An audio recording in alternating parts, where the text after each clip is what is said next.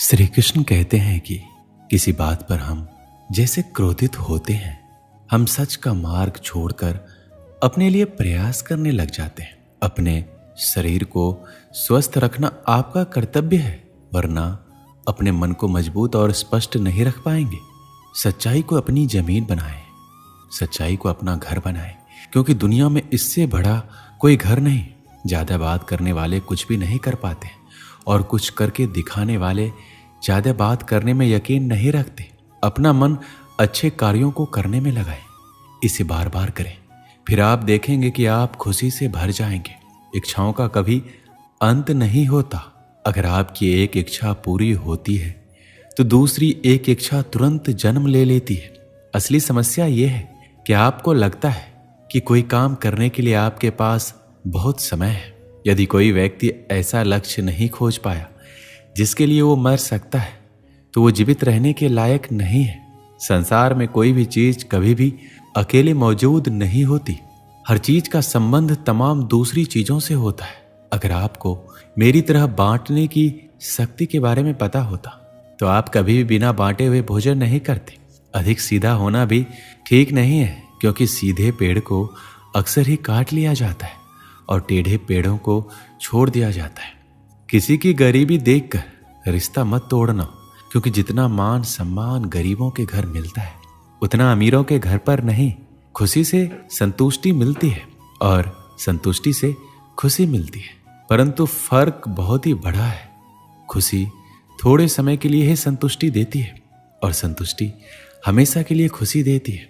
सच्चाई की राह पर चलना फायदे की बात होती है, क्योंकि उस राह पर भीड़ बहुत कम होती है। कोहरे से एक अच्छी बात सीखने को मिलती है। जब जीवन में रास्ता ना दिखाई दे रहा हो तो दूर तक देखने की कोशिश व्यर्थ है। एक एक कदम चलते जाओ, रास्ता खुलता जाएगा। इंसान के दुख के दो प्रमुख कारण हैं। पहला, दूसरों से अत्यधिक अपेक्षा करना, और दूसरा, खुद को कम से कम बदलने की कोशिश करना। मैं हमेशा मासूम होने की कोशिश करता हूं, लेकिन ये जिंदगी और समय प्रतिदिन समझदार बनाए जा रही है। हम क्या करते हैं इसका महत्व कम है, किंतु हम किस भाव से करते हैं उसका महत्व बहुत है। मीठी जुबान, अच्छी आदतें, अच्छा व्यवहार और अच्छे लोग हमेशा सम्मानित होते हैं। आप देखते हैं कि ईश्वर सिर्फ उन्हीं लोगों की मदद करता है जो कड़ी मेहनत करते हैं। अवसर और सूर्योदय में एक ही समानता है। देर करने वाले इन्हें हमेशा खो देते हैं। अच्छे व्यवहार का आर्थिक मूल्य भले ही ना हो, लेकिन अच्छा व्यवहार करोड़ों दिलों को खरीदने की ताकत रखता है। मंजिल तक जाने के लिए मनुष्य को सिर्फ दो महान आध्यात्मिक चीजों की आवश्यकता होती है। पहला, दूसरों की गलतियों को भूलना, और दूसरा, अपने अंदर अच्छाई लाना।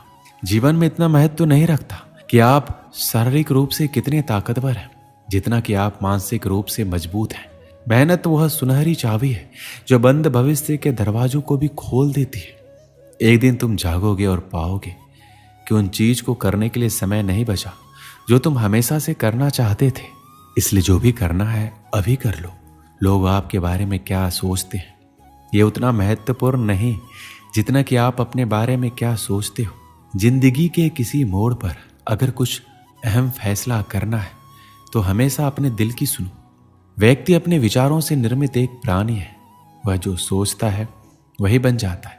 अपने जीवन को बदलने के लिए आपको केवल एक व्यक्ति की आवश्यकता होती है, और वह कोई नहीं बल्कि आप खुद हैं। यही दुनिया है जो तुम्हें कोई महत्व नहीं देती जब तुम किसी के ऊपर उपकार करते हो, पर जब तुम उस काम को बंद करते हो तो तुम्हें बदनाम करना शुरू कर देती है। आज आप टाल मटोल करते हो, इससे आप कल की जिम्मेदारियों से नहीं बच सकते। चीजें उन तक भी आ सकती है जो लोग सिर्फ और सिर्फ इंतजार करते हैं, पर उतना ही जितना की कोशिश करने वाले लोग खुशी से छोड़ देते हैं। जब इंसान को कोई चीज बिना मेहनत के या आसानी से मिल जाती है तो वह उसका असली कदर नहीं जानता। अगर तुम उस वक्त मुस्कुरा सकते हो जब तुम पूरी तरह से टूट चुके हो, यकीन कर लो दुनिया में तुम्हें कोई और नहीं तोड़ सकता। जीवन में कभी आपको किसी चीज से डर लगे तो कभी अपने ऊपर हावी मत होने दो, बल्कि उस पर हमला करके उसे खत्म कर दो। सफलता की खुशी मनाना अच्छा है, पर उससे अधिक आवश्यक है कि आप अपने असफलता से सीख लो। इस दुनिया में सारे लोग अपनी गलतियों के लिए बहुत अच्छे वकील बन जाते हैं और दूसरों की गलतियों के लिए बहुत अच्छे न्यायाधीश। लोग जिंदगी भर भौतिक दुनिया में हर चीज के पीछे भागते रहते हैं और ये पता लगाना भूल जाते हैं कि सबसे महान खजाना तो उनके भीतर ही है। मैदान में हारा हुआ इंसान फिर से जीत सकता है, लेकिन मन से हारा हुआ इंसान कभी नहीं जीत सकता। परेशानी में कोई सलाह मांगे तो सलाह के साथ साथ भी दे देना, क्योंकि सलाह गलत हो सकती है पर साथ नहीं। कांटों पर चलने वाले अपनी मंजिल पर जल्दी पहुंचते हैं, क्योंकि कांटे कदमों की रफ्तार बढ़ा देते हैं। त्याग के बिना कुछ भी पाना संभव नहीं है, क्योंकि एक सांस लेने के लिए पहली सांस छोड़नी पड़ती है। समय सबको मिलता है जिंदगी बदलने के लिए, पर जिंदगी दोबारा नहीं मिलती। जब तुम गिरोगे तब तुम्हें उठाने वाले हाथ से ज्यादा तुम पर हंसने वाले चेहरे होंगे। अगर हमें अपने सफलता के रास्ते पर निराशा हाथ लगती है, इसका मतलब ये नहीं है कि हम कोशिश करना छोड़ दें, क्योंकि यह निराशा असफलता के पीछे ही सफलता छिपी होती है। जब तक आपके मन में नाराजगी के लिए विचार पोषित होते रहेंगे, तब तक आपका क्रोध भी बना रहेगा। लेकिन जैसे ही आप नाराजगी के विचारों को भुला देंगे, वैसे ही आपका क्रोध भी गायब हो जाएगा। यदि 4 बातों का पालन किया जाए कि एक महान लक्ष्य बनाया जाए, ज्ञान अर्जित किया जाए, कड़ी मेहनत से कड़ी मेहनत की जाए और दृढ़ मजबूत रहा जाए, तो इस जीवन में कुछ भी हासिल किया जा सकता है। अंत में यही चीज सबसे ज्यादा मायने रखती है कि आपने कितनी अच्छी तरह से प्रेम किया, अपने जीवन को कितना भरपूर जिया और आपने कितनी गहराई से लोगों की गलतियों को माफ किया। अगर आपको अच्छा साथी ना मिले तो अकेले चलें उस हाथी की तरह जो अकेले ही जंगल में घूमता है। अकेले रहना कहीं अच्छा है, बजाय उन लोगों के साथ जो आपके प्रगति में बाधा बनते हैं।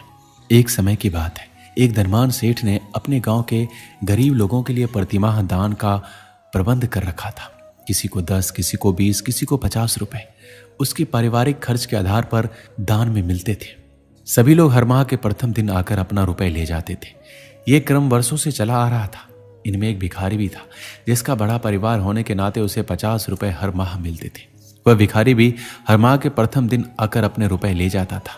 एक बार माह की प्रथम तिथि को वह भिखारी रुपए लेने आया। इस बार सेठ के मुनीम ने कहा, भाई हिसाब में थोड़ा फेरबदल हुआ है, अब से तुम्हें 50 रुपए की जगह 25 रुपए ही मिला करेंगे। यह सुनकर वह भिखारी बहुत नाराज हो गया। उसने कहा, क्या मतलब, मुझे तो हमेशा से 50 रुपए मिलते रहे हैं, बिना 50 रुपए लिए मैं यहाँ से नहीं जाऊंगा। 50 की जगह मात्र 25 रुपए देने का क्या कारण है? मुनीम जी ने कहा, जिन सेठ जी की तरफ से तुम्हें रुपए मिलते हैं, उन सेठ जी की बेटी का विवाह है। उस विवाह में बहुत खर्च होने वाला है। उनकी एक ही बेटी है, लाखों का खर्च है। इस कारण अभी संपत्ति में थोड़ी असुविधा है, इसलिए अब आपको 50 की जगह 25 रुपए ही मिलेंगे। उस भिखारी ने क्रोध में हाथ पैर पटके और कहा, इसका क्या मतलब है? तुमने मुझे क्या समझ रखा है? मैं कोई अमीर नहीं हूं कि मेरे पैसे काट कर सेठ अपनी लड़की का विवाह करेगा। अगर अपनी बेटी के विवाह में लुटाना है तो अपने पैसे लुटाओ। पिछले कई सालों से उस भिखारी के मुफ्त में 50 रुपए मिलते आ रहे थे, इसलिए वह मुफ्तखोरी का आदी और अधिकारवादी हो गया था। वह अपने आप को बड़ा मानने लग गया था। उसके 25 रुपए काट लेने पर उसका विरोध कर वह क्रोध और आवेश में आ गया था। भिखारी को जो मुफ्त में मिला वह उसे अपना अधिकार मान रहा था। उसमें से कुछ भी कटेगा तो वह विरोध करेगा। लेकिन उसे अब तक मुफ्त में जो मिला है, जो उसका अपना नहीं था, परंतु उसके लिए कभी उस सेठ को धन्यवाद नहीं दिया कि आप 50 रुपए प्रतिमाह देते हो, इससे हमारे परिवार का भरण पोषण होता है। लेकिन जब रुपए कटे तो विरोध अवश्य किया। अब आप भी विचार करें कि हम भी कभी मुफ्त में प्राप्त हवा, पानी सहित अन्य तमाम प्राकृतिक सुख सुविधाओं के लिए भगवान को धन्यवाद देने मंदिर गए हैं? शायद ही किसी का उत्तर हाँ होगा। हम सभी अधिकतर केवल सुख की कामना हेतु ही मंदिर गए हैं। जीवन जिस प्राप्ति में हमारा कोई योगदान नहीं है, ऐसे सुंदर उपहार के लिए हमारे मन में उस ईश्वर के लिए कोई धन्यवाद नहीं है। लेकिन जीवन में आने वाले दुखों के लिए ईश्वर से ढेर सारी शिकायतें अवश्य होती है। जब भी हमने भगवान को पुकारा है तो केवल किसी पीड़ा या दुख निवारण हेतु ही पुकारा है।